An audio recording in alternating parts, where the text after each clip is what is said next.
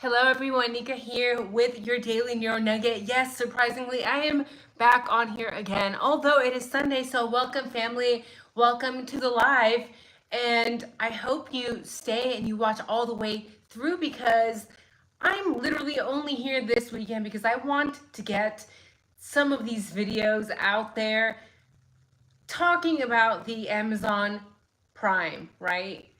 It's called One Night in Idaho, and eventually I will get to the Peacock special as well. But there are so many things that are so suspicious that just make you want to go, what did they just say? And again, people wonder why we're still talking about this. Like every time there's something released, a different episode, a different docu-series, it's like, wait a minute, this is literally contradicting like everything you said in the legal documents. And again, remember, this was something that was going to be released like before the trial started, which is a huge red flag all on its own because you're literally releasing things that contradict the legal documents pre-trial and none of it matches the actual legal documents. Talk about impacting jury selection,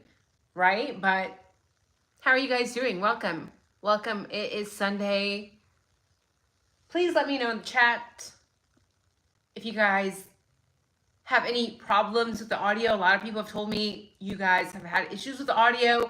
And let me know in the chat, have you guys watched this Amazon Prime docu-series? It's called One Night in Idaho. And in this episode, we're going to be going over episode 2.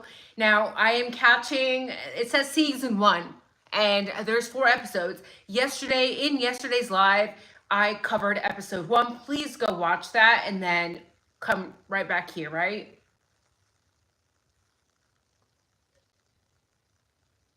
I see you guys popping off in the chat. Happy Sunday. Who's ready to go back to work tomorrow? Anyway, before my ADD gets way too out of hand, guys, let's talk about One Night in Idaho, Revelations, Season 1, Episode 2. Season 1 makes you wonder if they're going to make a second season, right? Now, I took notes while I watched. So, at the very end of episode 1, Hunter Chapin says, there's a person out there who murdered our brother, and he's still out there somewhere. Did you catch what I just said? You have to remember time frames here because this was all filmed no later than 2023, right? But a lot of it was filmed after, most of it, all of it, from what I know, was filmed after Kohberger was arrested. So why in the freaking world is Hunter Chapin saying at the very end of episode 1, there's a person out there who murdered our brother and he's still out there somewhere? WTF? Like, so he doesn't have faith that Kohberger's won then? Because they already had him arrested when these interviews were done. Did anybody else catch that, right? Now, episode 2, it's very interesting, right? Because we get to see a lot of some of the local journalists mention what was going on at the time post-arrest, how they got to Brian Kohberger, allegedly.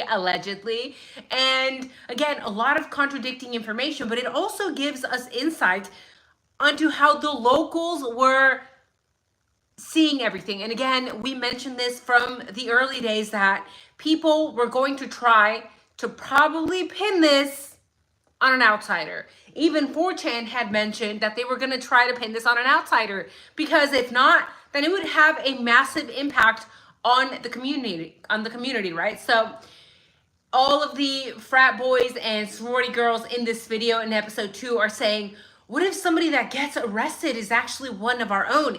They mentioned that that was one of their like top concerns, one of their top priorities, right? And it was interesting to me that Maddie's mom also mentions that she doesn't have enemies in life. So she has no idea why people would do this or who would do this. And I'm like, I'm sorry, but like literally, I love Maddie's mom, and honestly, I feel the worst for her. I know that's maybe a little bit wrong to say, but she's just like such a loving human being. But with that comment alone, I sensed massive naivete coming from her. Like, she's extremely naive, right? Like, for her to say something like this, and this is my opinion, this is no hate towards her. If anything, she's one of my favorite parents, right, of the victims. But it just comes across as very naive to say that you don't have any enemies in life. How are you so comfortable putting that out there? Why are you so sure that you don't have any enemies, right? Because even if you don't know you do, most of us probably have at least one enemy, right? Because why? Because humans are humans, people are going to be people, and people have emotions, and people can be jealous, people can be envious, people can take things the wrong way, people can hold grudges, people can misconstrue what you're saying, and even if it's something positive, they can spin it and make it something disgusting, something sick that it was not your intention, therefore creating enemies, right? So even if all of us are great people here, I'm sure most of us are, and we're kind, sweet people, you've seen it in the comments, babe. They love to misconstrue our words. So Maddie's mom saying that she doesn't have enemies, it's like, you honestly really don't know. And they mentioned, well, the girls were all so loved, they were all so popular. And the more popular you are, the more on the spotlight you are, the more likely you are to have enemies because the spotlight is on you, right? Like, that's literally how it works. And remember, not to shame, this is not victim shaming. Again, I know a lot of low IQ individuals are going to try to twist my words, but these girls were all over social media, right? Yik Yak, TikTok, they had accounts up the wazoo. And they had a lot of followers, and they were also, in my opinion, very naive when it came to posting. Like, they were always posting out, we're at the lake, we're here, we're there. That's literally one of the things you should take away from this video, right? As a previous military member, as a military veteran myself, one of the things that we always were told was never, ever, ever, for your own safety and your family's safety and your friend's safety, post where you are at when you are still there, right? Like, if I was in Chicago Navy Pier at this very moment, I'm not gonna go live stream there because I know I have a lot of y'all haters up in here. I know I do, and I'm not gonna give myself away so that my enemies can pinpoint me, right? So just thought it was very something very interesting to me to see and hear that coming from Maddie's mom, right? Now, we have Hunter Johnson in episode 2 and Emily talking a lot in this episode, right? And they stated that they both stayed at the cabin with the Chapin family, right? And I don't know what the Chapins do, but it seems like they're extremely financially well off. That is a big cabin. That's a big cabin, right? That's great. And it was so heartbreaking to see the reactions of the Chapins as well. Like, just the mom, in my opinion, always like tries so hard to be so tough. She's like, I have to be here for my children and for the family, and nothing's gonna break us apart. And I'm like, she just seems very hard, right? It's at some point towards the end of that episode, we see her kind of break down in tears. And I'm like, thank you. Let the woman breathe. Let the woman feel her emotions, right? She doesn't always have to be that rock. And it was shocking to hear that when she got the news after Hunter called her, Hunter Chapin, her son, she was at the grocery store and she didn't believe it. She was just like, oh, okay. And I feel like it took a while. It sounds like it took a while for it to sink in what actually had taken place, right?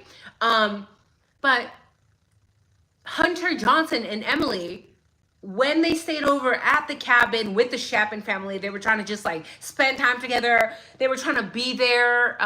Ethan or Hunter and Emily were trying to be with the Chapins as show support in one way or another, right? But they all started talking about what took place the day before they were all unalived. And Hunter and Emily mentioned that in the morning there was a get together at 11:22, and what I keep hearing is Hunter and Emily and everybody else keeps referring to 1122 King Road as Xana's house, right? Did you guys catch that? Let me know.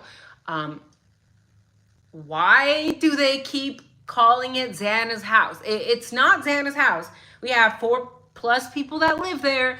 Why was it her house? There have been rumors that she was the one in charge of the rug activity that was taking place since the very early days. We heard 1122 King Road was a rug home, right? And we also understand that Xana's mom was in the business, right? And Xana's mom allegedly snitched, right? Xana's mom, the same person that was supposed to have Ann Taylor as an attorney, right?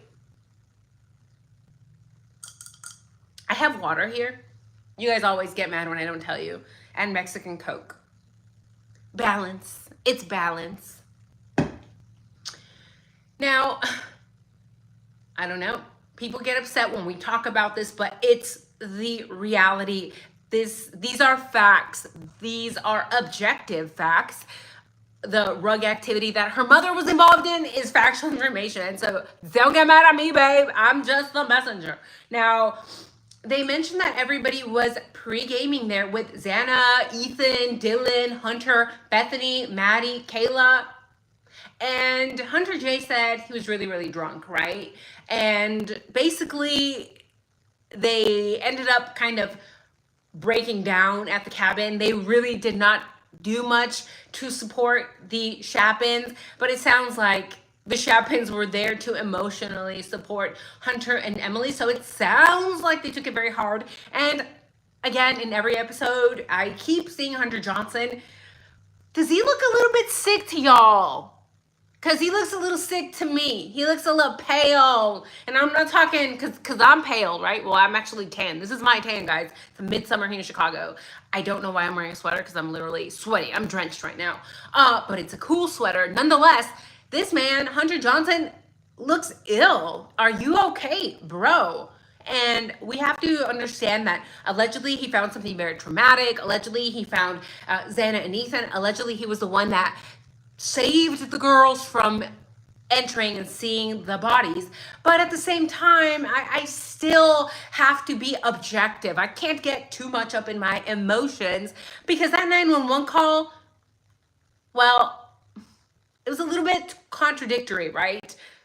He said that he told the girls to call 911, but actually we hear him in the 911 call. So we know he's BSing for one reason or another. Did he just forget? Maybe he just forgot. I don't know.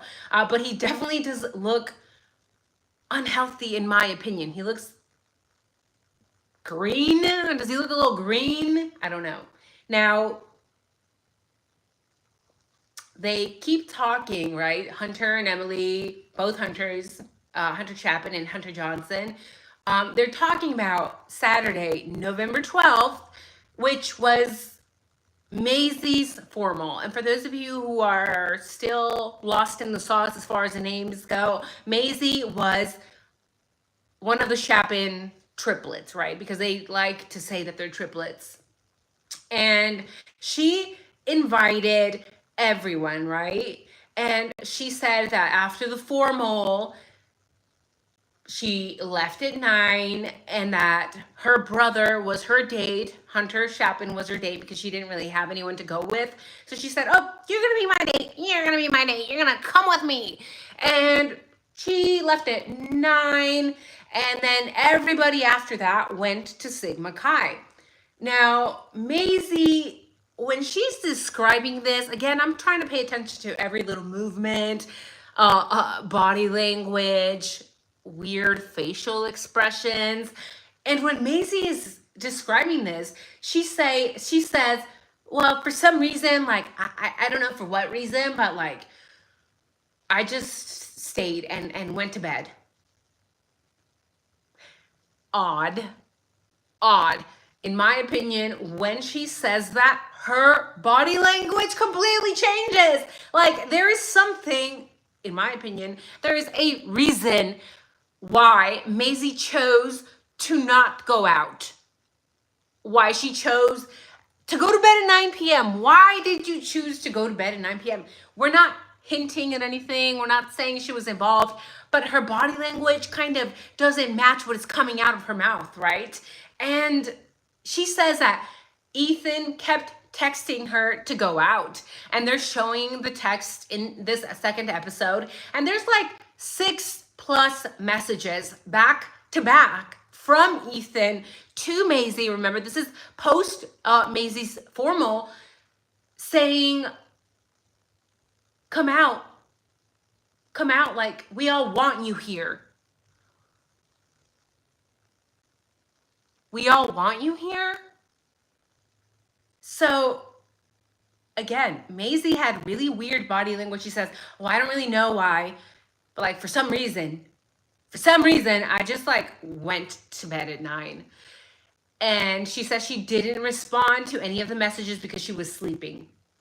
But when we look at those 6 messages from Ethan to his sister Maisie, saying, are you good? What's wrong? Are you good? We all want you here. And then Ethan said, I love you, to his sister Maisie, which then Maisie goes on to say, that was weird. Super weird. It was so weird because we don't say that to each other. So what was that about? Do you guys think there is a potential reason that Maisie went to bed instead of going to Sigma Chi? Then also they're questioning, what's her name? Lauren something, I think. She also magically went to bed at 9. She said, well, I didn't want to go. Her response to me seemed a little bit more authentic. She said, well, I just didn't want to go to the party, like it was post-formal, and I figured there's always another party, right? There's always another party with Sigma Chi. But Maisie's body language just did not sit well with me. I don't know what it is, but I can't get that out of my head. And then for your brother to text you, I love you, although he's never said that to you before, he's never messaged you in that way before, it doesn't sit well with me, right?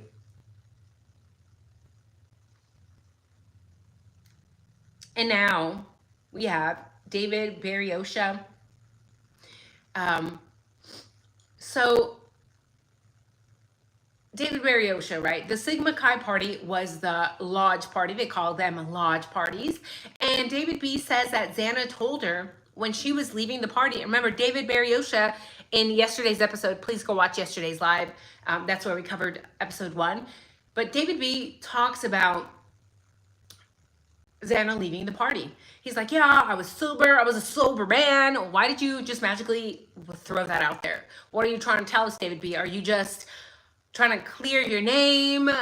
Understandable, right? We know that he got a lot of lashback from a lot of people. But I'm assuming he did not drive Xana and Ethan. He didn't mention it, at least in this episode 2, right? But Xana told him, you never hang out in my place. You got to come over more often. And I'm like, okay. Noted. Which then David B later on says, I regret that because I never did really hang out over there, and now it's kind of too late. To hang out with them, right? Now, they're talking about, what's her name? Alant says that somebody sent her the grub truck video and they live feed everything. And this is where we're talking about Hoodie Guy, right? Jack Showalter, aka Hoodie Guy. And when these sorority girls got their hands on the live feed from the grub truck footage of that night, they instinctively almost said what we all said in the beginning, like, why is he acting so sus? Why are you acting so sus, babe? Like, again, this is not just us true crime sleuths, which by the way, they don't like us. Like, I binge watched all those 4 episodes and they do not like the YouTubers. I saw the clip where they showed JLR and like his, but I guess some YouTubers like were doing kind of like shady things. Like some of them were even pretending to live in the dorms. They were pretending to be students. They were dressing up as students and like trying to go in there and harass and question and follow the students, which is like, bro, that's a little much. Like like I'm all about freedom of speech, but there's a limit. You can't pretend to be a student and just walk, just waltz right into the dorms, right? So understandable. But they definitely don't like us asking questions, right? So they are even questioning Hoodie Guy. That's not just a true crime thing. It's not just a YouTube thing. The sorority girls themselves said, why is he acting so effing weird? Right? Because we've all seen that footage. We see Maddie and Kaylee ordering their food, and they appear to be ignoring Jack Showalter. They appear to be keeping their distance from Jack Showalter. And in the video, you hear Kaylee say to him, F you, but like actually the full word, right? So I personally don't think that they were fans of Jack Showalter, right? And we know that Jack S had a big involvement with Greek life at U of I, right? And Josie Lauderd, is that how you say her name?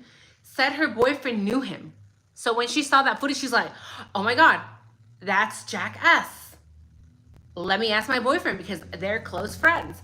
And they wondered, you know, if he could have done it from what they knew about him. So I'm like, okay, the fact that sorority girls and boyfriends of sorority girls are questioning the fact that maybe this guy could have done it, it makes you wonder what they knew about Jack S. And from what we've heard, he has a pretty nasty record of just being gross to girls. Allegedly, he always made weird remarks to women. Allegedly, he would always carry knives to work, and post IDAHO4, he stopped doing so. So just something to keep in mind here. I just thought it was interesting that even the sorority girls, even their boyfriends, frat boys, were like, they actually stopped to think like, hey, could this guy have done it? Because he's a little sus, right? So tell us please, you know, what do you know about him, Josie? What does your boyfriend know about him?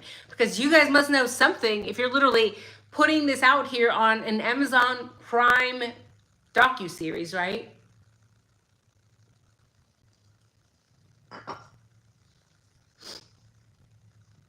Sorry guys, I'm a little stuffy. It's allergies probably.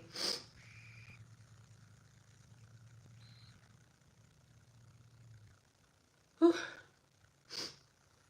And that's it. By the way, I'm done, so you guys can get out of here already. We've been down here like 25 minutes. I'm just gonna hang out in the chat.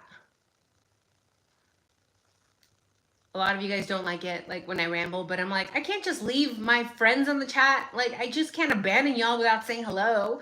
But yeah, that was it for episode 2. Please let me know, what do you think about this episode? Do you think that it was a little bit revealing, a little bit eye-opening? The comments made by the sorority girls, the frat boys, what did you think about that? And if you think that there is potential for sorority girls and the boys in episode 2, maybe they know a little bit more than they're telling, please vote in the comment section and in the chat. Leave a 1. If you think they're just regular, they don't know anything, they're just venting, leave a 2. Who's in the chat? My pal Sal, hello. Hi Donna. Hi Nadine. Hello Donna. Indiana? Ooh, are you in Delphi? Hello Chell. From the UK. Hello, Michael Green, chili chicken. That's a mouthful. I like it. A lot of people couldn't watch it, right? I was only able to watch it because my husband has like a free trial or something currently. Nadine says, all the dog series is just whacked. Why will Steve say they had a feeling something is going to happen, like pre-feelings, right? Weird. Yes, I also watched it for the same reason you did, Donna, to hear the discrepancies. And that being said, there's a book coming out, I think tomorrow. Is it tomorrow or did it come out today? James Patterson's book, right? And I don't want to buy it, but I'm going to find a way to read it without paying for it. Maybe somebody will let me borrow it. Because I just know there's going to be a shit ton of contradictions in there, right? So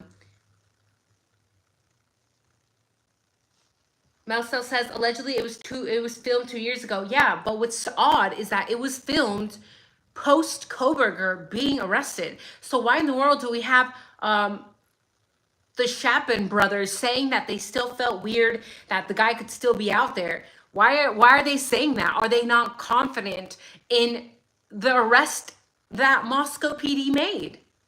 Because that's the only reason that somebody would make a comment like that, right? So it's freaking hot. Yes, it is hot, Rex.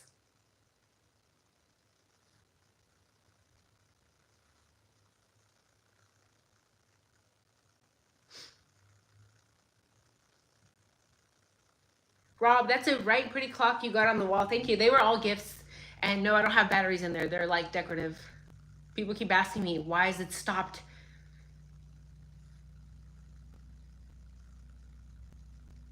Look, she got a nothing clock on the wall over there. I have so many clocks in my house. Look, you can probably see at least 3. I'm like obsessed with them, right? It's the ADD autism probably. Hello, Stargate Sleuth from Texas. Donna says I'm an hour and a half away from Delphi. Okay, okay. So that's it for this episode, guys. I'm going to log off and then probably come back on and go over episode 2 and then, or sorry, go over episode 3 and 4 as well. So see you guys soon. Stay tuned.